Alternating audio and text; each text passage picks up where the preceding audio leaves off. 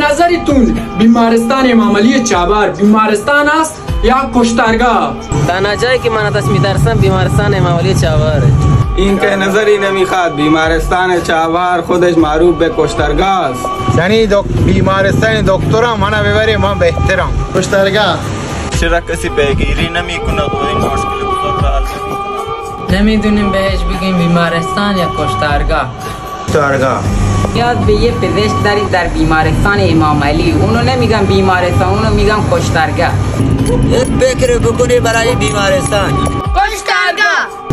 چابهار بیمارستان پیگیر ببیتا ما انسان حیوان نه. یک فکر بکنی به بیمارستان ما بازن.